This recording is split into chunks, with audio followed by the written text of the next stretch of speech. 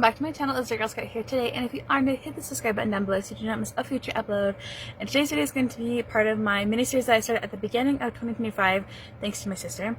It is my top 10 plus 5 honorable mentions for the last 4 weeks.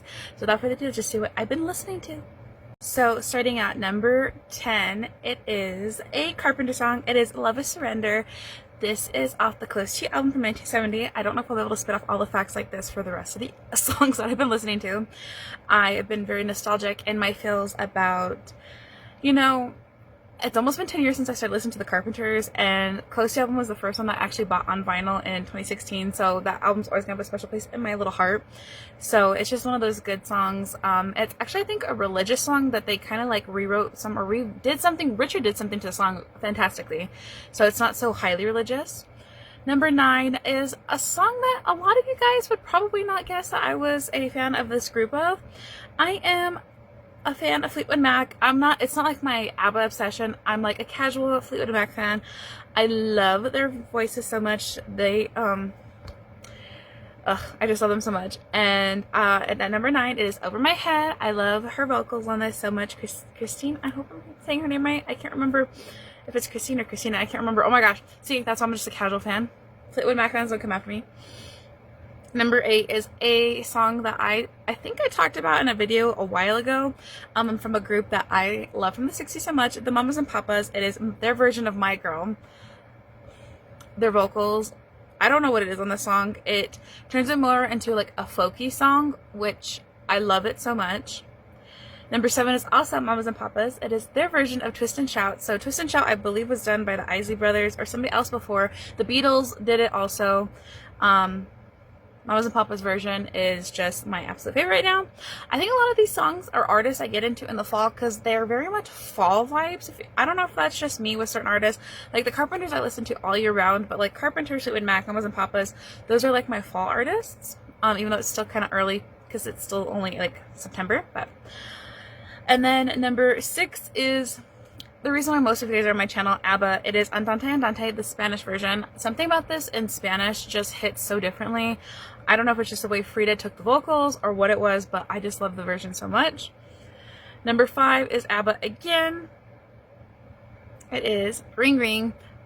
You guys know my obsession with this song, the album. I know a lot of people have mixed opinions on their first album from 1972. I think there's a lot of hidden gems. Ring Ring was definitely a hidden gem. I'm grateful that it did not help them win the Eurovision Song Contest in 72 or 73 when they originally performed it. Glad they waited till 74 for Waterloo, the judges, that is, I guess I should say, helping them launch them into superstardom. But Ring Ring, I love it. I love the Swedish version. I love the Spanish version. I don't know if there's a German version. I'll have to look into that. Now, number 4 is Honey Honey by ABBA. So, again, nostalgic feels. I started listening to ABBA in 2017 completely. I was only a hits person with them, so I knew Chiquitita, I knew Dancing Queen. I might have known Fernando or SOS up until that point, but I do. Did I say enough I do's? That was one of the songs I was listening to a lot, but then I started deep diving into the discography, and here we are almost 8 years later? Wow. And then number 3 is a song that you guys will probably laugh at me, or you guys have watched my videos. I could probably do my favorites of this other artist. It's a collab between 3 people, I should say. The Carpenters and Perry Como medley from his Christmas special in 1974. Karen Carpenter and Perry Como's voices together. Oh my gosh, I wish there was a full version of a Christmas album or something of these two with Richard's arrangements somewhere available. That would have been amazing. Number 2 is a song that's been floating around for a long time on my top 10 since probably the beginning of the year or middle of the year, because now it's September. It is Pretty Little Baby by Connie Francis. I am still so shocked that she recently passed away, because we saw that video of her. Of course, everything comes with age, so I guess in my heart, when I listen to older artists that are still alive, I just want them to live forever. That's why it hurts when you get into somebody in their music and discography, and then all of a sudden they pass away. That happened with me, and a lot of I think it was David Cassidy passed away when I started listening to the Partridge Family / David Cassidy in 2017. That hurt my soul. I'm not ready to go through the motions of the ABBA girls and Benny and Bjorn, the rest of the Fleetwood Mac members. That is going to be so hard for everybody. And then at number 1 is an artist that I don't think I've talked about enough on here, and I love her so much. She is a small artist, and the reason how I discovered her was because of Spencer Sutherland's concerts. It is Chloe Wilder, and this is the song called For Fun. If you want to go see the song live, I have a Spencer vlog, which was probably one of my last vlogs that I ever did this year because I have been so busy with with teaching and stuff with Samantha. So For Fun was a song she had unreleased at the time of the concert, and me and Samantha were counting down the days and the weeks and the months till it came out, and it finally came out in August. I'm not surprised it's my number 1 song. I just love this song. It's such a cute song. It's only like 2 minutes and like so many seconds, so that is why I have it on repeat, and that is my top 10. Let's see what my honorable 5 mentions are. So at number 5 or number 15 is Love Me by Jenny Fricky. I hope I said her name right. Mom or Sam, come at me in the comments if I'm wrong, or anybody that knows which country artist I'm talking about. Anyways, Jenny Fricky, she's a country artist, and I have loved her since I was younger.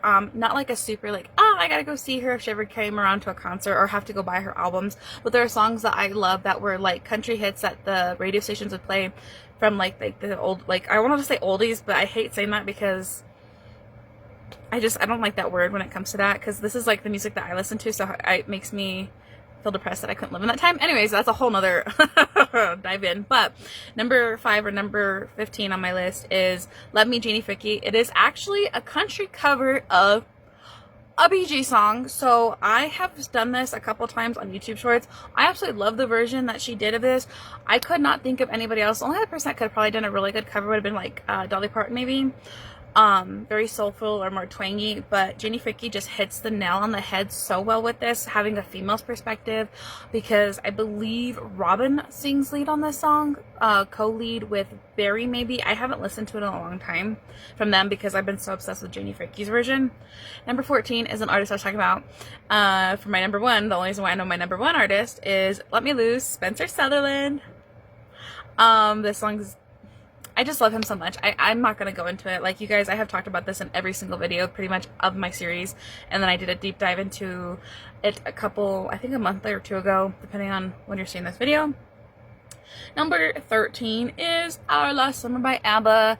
Again, I have been very nostalgic in this vibes. This song has been up and down and around all over my top 10, top 15 since the beginning of the year, I'm pretty sure. I really got heavily into the Super Triple album in the last like 6 months to a year, so I overlooked a lot of the, like, I want to say B-side singles, but it's not really B-side singles, and I really love this song. And then number 12 is, again, Spencer Sutherland. It's the live version from his deluxe version of the Drama album. This was recorded, it's the live version that was recorded from London during his the Drama tour at the beginning of 2025. The live version of Alive just hits differently, especially in the car.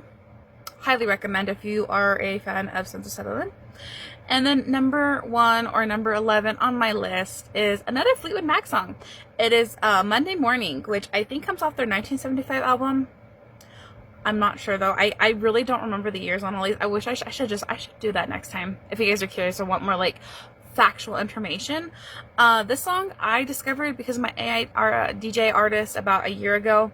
And again, September's here, so Fleetwood Mac is in my rotation, and that is my top 10 plus 5 honorable mentions for the last 4 weeks. If you made it this far in this video, thank you guys so much for watching another video on my channel. I absolutely love going back and looking and seeing what songs I have been listening to, because, you know, it's one thing to be listening to them, but seeing like how much you listen to them to see where they're at like on your top like 5, 10, 15 songs, it is crazy to me. I cannot wait to do this series again in a couple weeks, and then of course at the end of the year when Spotify Wrap comes out.